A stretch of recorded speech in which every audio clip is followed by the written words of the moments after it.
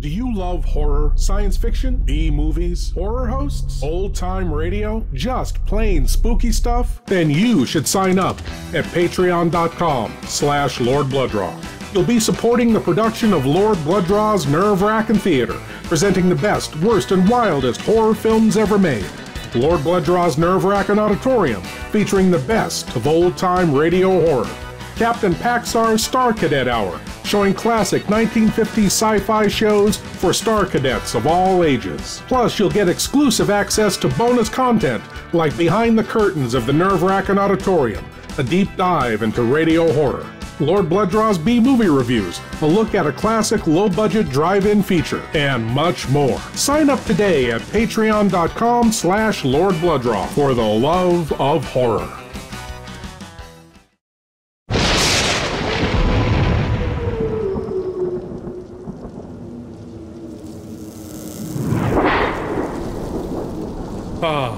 I'm so glad you're here. Allow me to introduce myself. I am Lord Blood-Rah. I host horror and science fiction films on my TV series, Lord Blood-Rah's Wrackin Theater, but here, in this cool, intimate darkness, I'll be presenting tales of horror and the uncanny solely for you alone. You will coalesce the settings and the players from the ether of your imagination. Your terror will be your own creation. This is the sorcery of sound, the subtle magic of old-time radio, horror.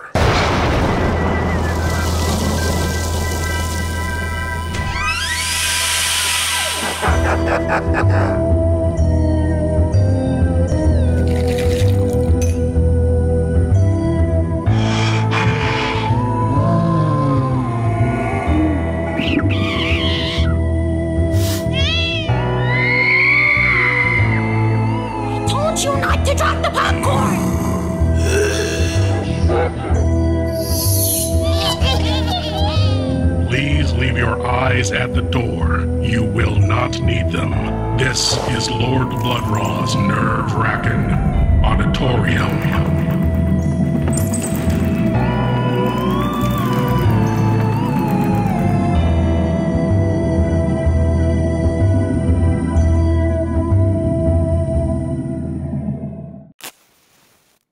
One can look at the world, its near infinite variety of life, the vagaries of chance, the randomness of events, and either admire its diversity and be intrigued by the depths of the unknown, or cower in fear from it, believing it all to be a sinister plot devised by an all-powerful, unknowable enemy that controls destiny and seeks, ultimately, to destroy all that is good.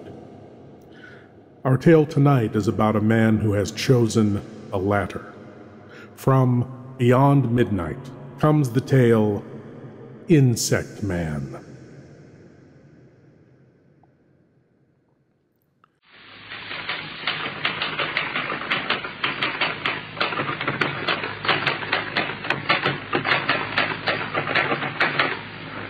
In this room, the sound of the tapping of the typewriter keys is like knuckles on wood, and my perspiration falls down upon the keys that are being punched by my trembling fingers.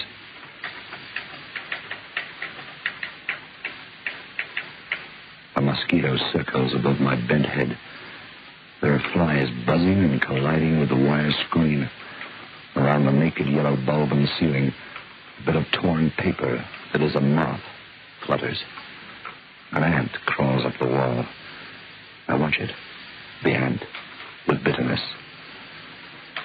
How mistaken we three were.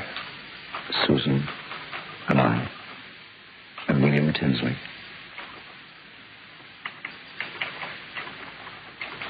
Whoever you are, wherever you are, if you hear this, do not ever again crush the ants upon the sidewalk. Do not smash the bumblebee that thunders by your window. Do not annihilate the cricket upon your hearth. You see, that's where Tinsley made his colossal error. You remember Tinsley. You must do. He was the man who threw away $1 million on fly sprays and insecticides and ant killers. I was this man's secretary just after the Second World War. I was with him when he wandered into a web and became lost forever from human eyes beyond midnight.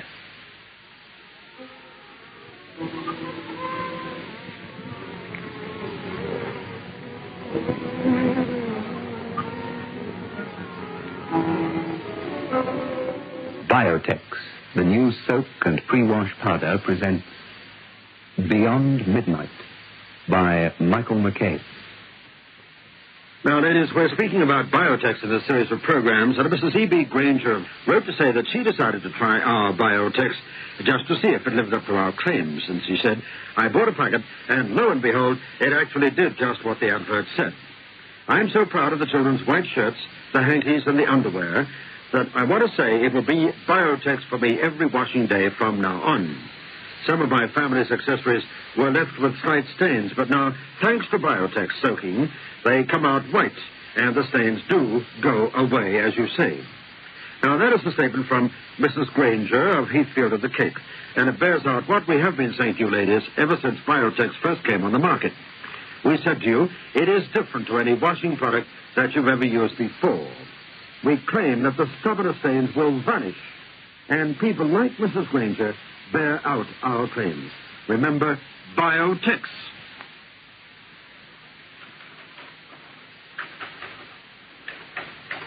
There was never a spot for a fly or a mosquito in Tinsley's office. Tinsley destroyed anything that buzzed or flew. Destroyed it instantly with one stroke of his magnificent fly swatter. I shall never forget that instrument of death. Tinsley carried the swatter to work with him one morning in July 1946. By the week's end, if I happened to be in one of the filing alcoves out of sight when Tinsley arrived, I could always tell of his arrival when I heard the swicking, whistling passage of his fly swatter through the air and the thump as it landed. People, I reckon, have a right to be as eccentric as they please. But Tinsley was ridiculous.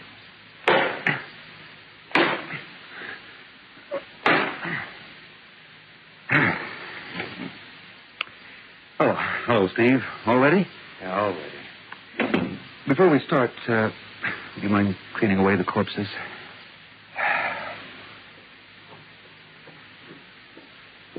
Right, to S.H. Little, Philadelphia, dear Little. We'll invest money in your insect spray. $5,000. Stop. 5,000. 5,000. Advise immediate production. Sincerely. You think I'm crazy? Is that a P.S. or are you talking to me? Oh, did you get that check for $1,000 off to the Termite Control Company? One thing I like about my office is all iron, cement, solid. Not a chance for termites. Blast it, Steve. Has that been there all the time? Come on, help me find it. What? Why? Quickly, Steve. Systematically. Don't just sit there. Hold on. Hey, stay out. Don't open that door. Don't come in. Come and help me, Steve. Listen, I'm a secretary and a right-hand stooge, not a spotter for high-flying insects. I haven't got eyes in the back of my head. And neither have they, so you know what they do? They? Who are they? Never mind. Forget it. Don't talk about this to anyone. Bill, you should go and see a psychiatrist about... Sure. And the psychiatrist will tell his wife, and she'd tell others, and then they find out. They're everywhere, don't you understand? I don't want to be stopped with my campaign. You mean the $100,000 you've sunk into your insect sprays and ant pastes in the last 4 weeks? Someone should stop you. You'll break yourself and me and the stockholder. Shut up! You don't understand!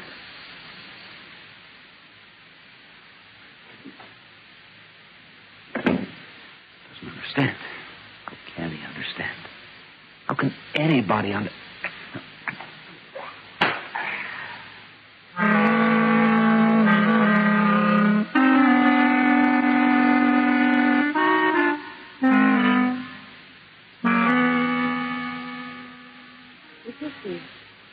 Well, look, I may be a psychiatrist, but I wouldn't stand a chance unless Tinsley came to see me. I couldn't help him unless he wanted help. I'll look him over for you if you insist, though, for old time's sake. But I have the sights left if the patient won't cooperate. You've got to help me, Susan.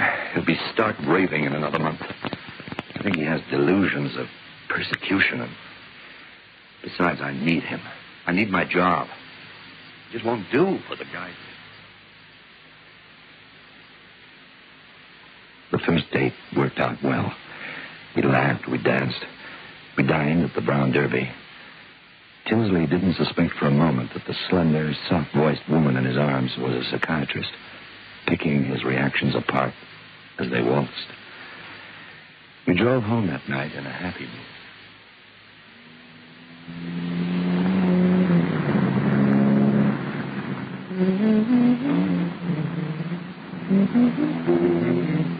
No, wait. I remember now. It went... Well, you're both wrong. It went... No, it's... What is it? Bill! Look out! Get off the ship! Get hold of the wheel! We're going...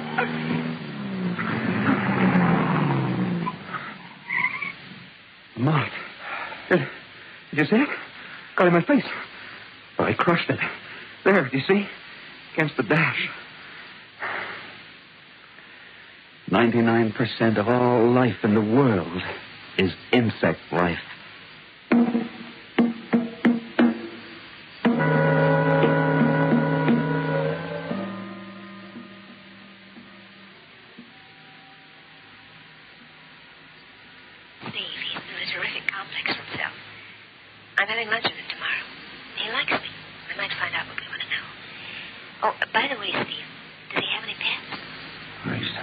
Never owned any animal. He detests them. Yeah, I have expected that. Well, good night, Steve. See you tomorrow. The flies were breeding thick and golden and buzzing like a million intricately fine electric machines in the pouring direct light of summer noon.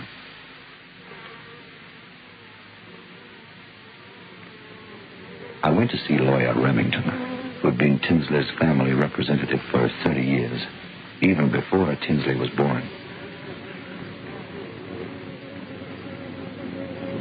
Poor Tinsley. He was only 17 when it happened. It happened? What happened? Some accident or something? Tinsley's father took him hunting up in the Lake Arrowhead region in the autumn of his 17th year. Beautiful country. I was hunting not far from there on that self-same afternoon. Game was plentiful.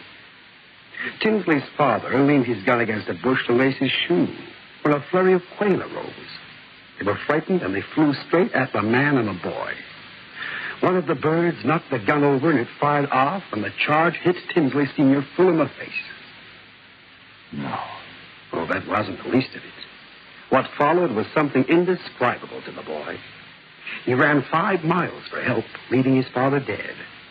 Young Tinsley made it to the road and back with a doctor and 2 other men in something like 6 hours. Sun was just going down when they hurried through the pine forest to where the father lay. The entire body, the arms, the legs, and the shattered contour of the face was clustered over and covered with scuttling, twitching insects. Bugs, ants, flies, insects of every description drawn by the sweet odor of blood. It wasn't possible to see 1 square inch of the elder Tinsley's body. Oh. Sorry, I just, sorry. Oh, you cut your hand. Glasses aren't made to squeeze that hard, boy. Yeah, Well, let me get you something to put in your hand. So, there it is. That's why Tinsley has this fear of insects and animals. What was his father's profession? Oh, I thought you knew. Why, the elder Tinsley was a very famous naturalist. Very famous indeed. Ironic in a way, isn't it? That he should be killed by the very creatures he studied. Here, hold your hand out. Oh, it's not bleeding too much. Don't worry.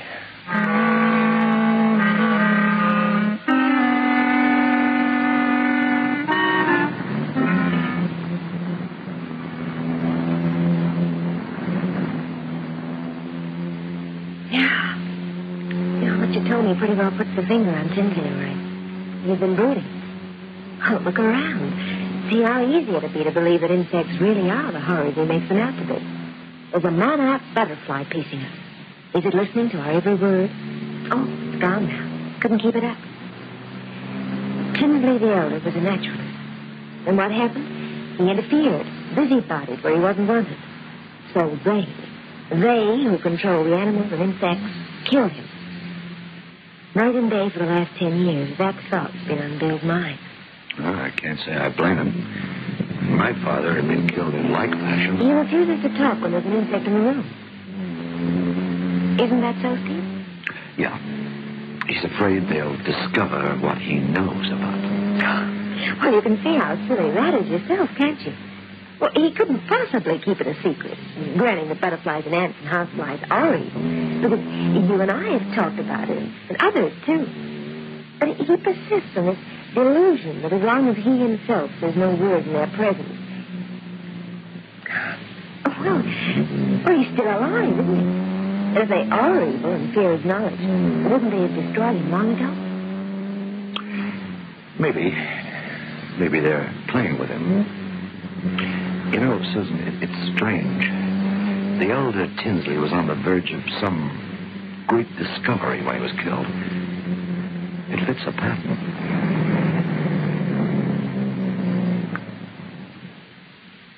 The next Sunday morning, the three of us went to church. On the back of the bald head of the man in the pew in front of us, a fly crawled. For the first time in my life, I felt a strange interest, a foreboding almost. And I had to resist a temptation to crush the insect there and then on the man's head. That Sunday afternoon, we went for a picnic. Bill Tinsley, Susan, and I. She tried to get him to talk about his fear, but he merely pointed to the column of ants straggling across the tablecloth towards the jam, shook his head angrily. I felt, however, that he was near breaking point and would confide in us pretty soon if we were only patient. We didn't have to wait long. 2 days, in fact.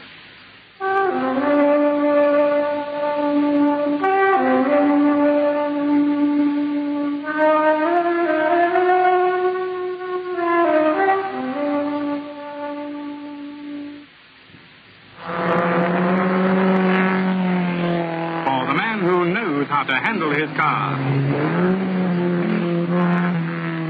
Johnson's Rally, the new car wax with the detergent-proof formula, won't wash off. It's detergent resistant. Rally gives sure wax protection that's deep and long-lasting. And the finish is fast, very fast. Johnson's Rally car wax in liquid or paste form. Soak, soak, that's all you have to do. Soak, soak, just for an hour or two you'll find it's so as good as the way you use new Biotex. With amazing new Biotex, the stubbornest stains will vanish. Yes, vanish clean away. Just by soaking your laundry overnight in cold water, or for an hour or two in warm water, or by pre-washing it quickly in your washing machine. Get amazing new Biotex today.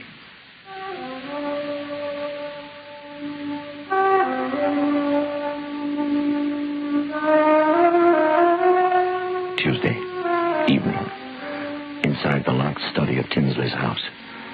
He strode up and down.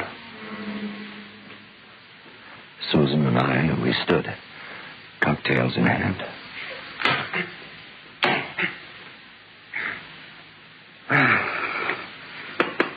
Metal.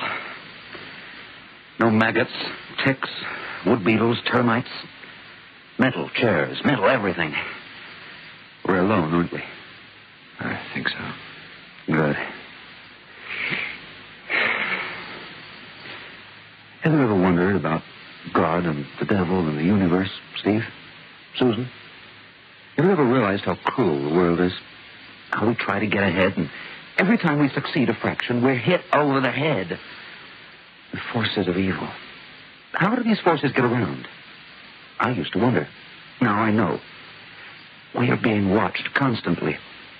Is there ever a moment in our lives that passes without a fly buzzing in our room with us? Or an ant crossing our path? Or a mosquito skirting around a netting? Small, winged things we take no notice of. They follow us every day of our lives. They listen to our prayers, our hopes, our fears. They listen and then tell what there is to be told to him or it or whatever dark force it is that sends them out into the world. Oh, come Let him now. finish. Oh, what are insects for? They're nothing but irritants to us mortals. Well, there's a very simple, although scientific answer. The government of them, of evil, is a small body, perhaps only one. It can't be everywhere at the same time, so it sends the flies, the ants, the bugs. There are so many of them, and there have been for so many years, we pay no heed to them.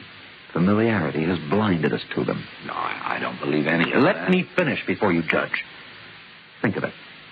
Billions of insects, checking, reporting, correlating, controlling humanity. Come on, Bill. You're getting worse. Was that an accident when you were a kid? You let it feed on your mind. You can't go on. Steve, you won't help with talk like that. Bill, if what you say is true, and these creatures are what you say they are, they must know about you. Why are you still alive? Why? Because I've worked alone. But if there is a they or it, evil force, like you say, it must have known for a month now. Because Steve and I have talked about you without taking any precautions. Flies, ants, these things could have overheard us. Isn't this proof that you're wrong? Listen, will you agree to an experiment? What kind of experiment? From now on, all your plans will be above board, in the open.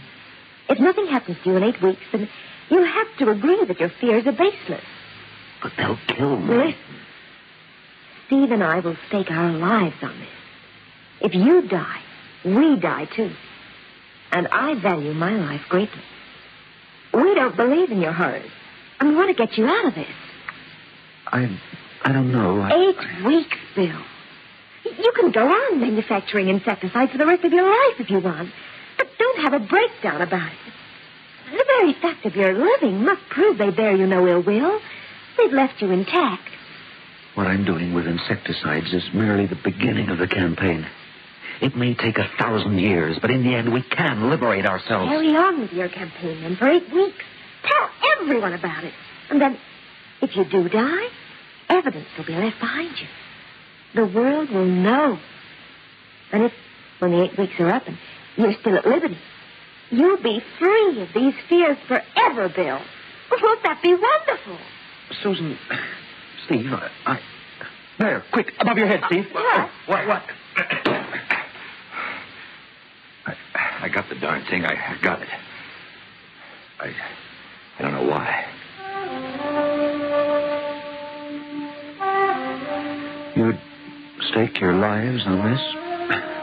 With me? All right, then. 8 weeks.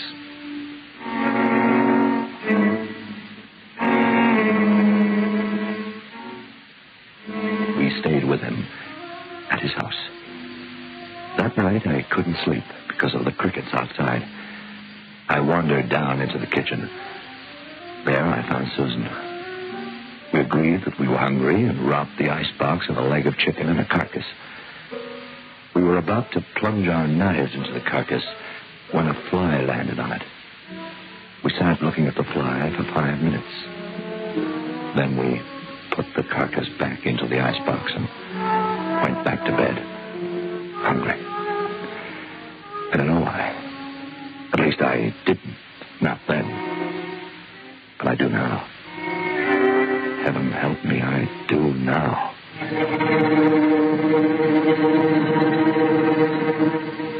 I still couldn't sleep. And then something happened that put sleep out of my mind forever. I don't mind hearing a woman scream occasionally, but a man's scream is so strange and is heard so rarely that when it comes, it turns your blood into an Arctic torrent.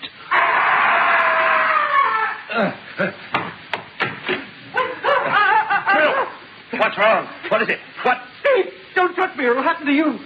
I was wrong, but so near the truth. So near it doesn't matter. Keep away, Steve. Steve! He's not there for certain this time. He's gone out.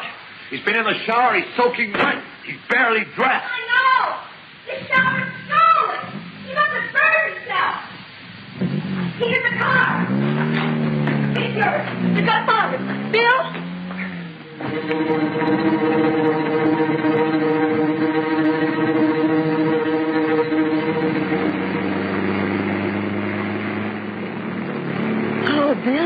idiot, you fool. Slow down and wait for us, you nut. He went east, I'm certain of it. Well, why was he under a scalding shower, burning himself? Why? There he is. There's his lights, 500 yards ahead, that's all.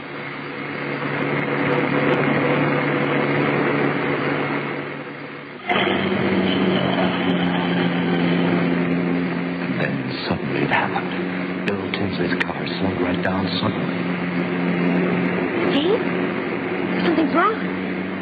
He stopped.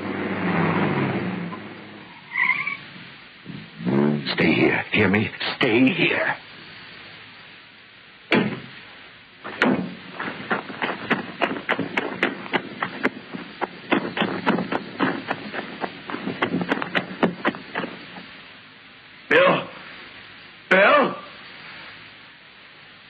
Bill? He didn't answer me. He couldn't. He slumped in his seat, his head back.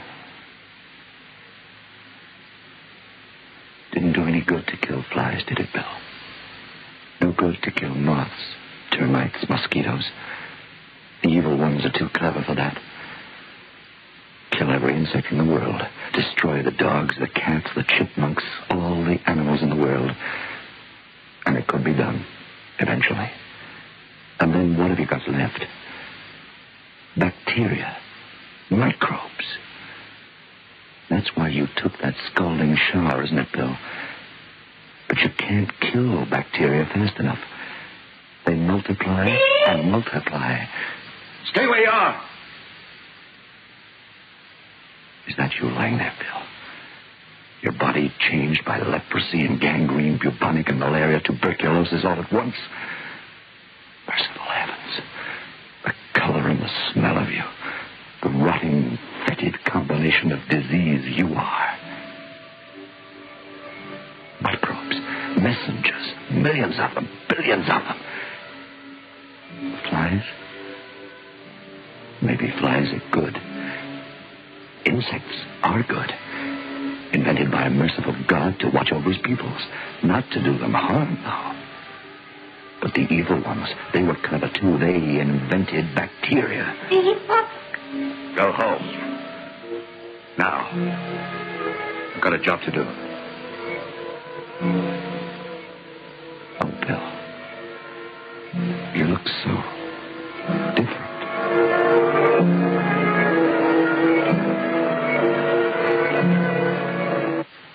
I drove Bill's car into the ditch and set fire to him and it.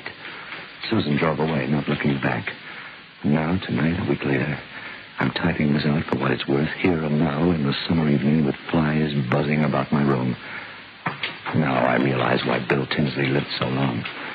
While his efforts were directed against insects, birds, and animals who were representatives of the good forces, the evil forces let him go ahead. Tinsley was unaware that he was working for the forces of evil. But when he comprehended that bacteria were the real enemy, then the evil one was demolished him. In my mind, I still remember the picture of the elder Tinsley and his terrible death. Why would the quail, representatives of the good, kill him? The answer to this is clear now. Quail, too, have disease, and disease disrupts their natural setup. This caused them to strike down Tinsley's weapon, killing him. And the ants in columns over the dead man? Perhaps they were bringing solace to him from his maker. The game of chess continues, good against evil, and I am losing. Tonight I sit here writing and waiting, and my skin itches and softens. Susan is on the other side of town, safe from this knowledge which I must set on paper, even if it kills me. Even as I write, the skin of my fingers changes color and loosens. My face is wet and slippery. My tongue tastes bitter and acid. My stomach...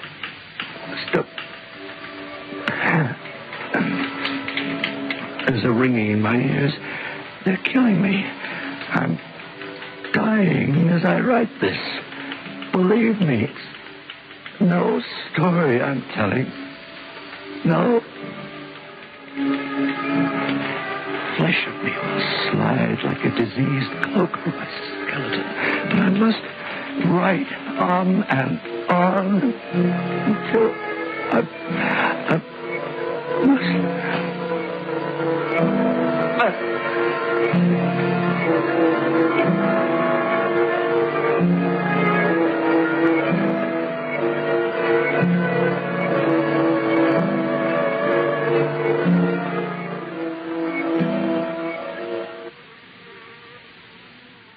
The bugs and the birds and the microscopic living things, all emissaries from beyond our world sent to protect or destroy humankind.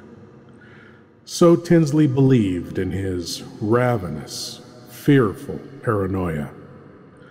But it wasn't fear that infected Tinsley with 1,000 horrific, disfiguring diseases.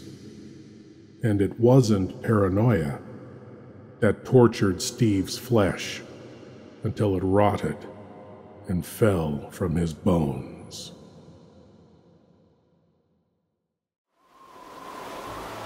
Thank you for joining me in the Nerve-Wrackin Auditorium, and I hope you'll come again. But now it's time for you to rejoin the, real world. I am Lord Blood-Rah, and I'll be waiting here for you in the shadows of your mind until the next time you seek the darkness. Good night.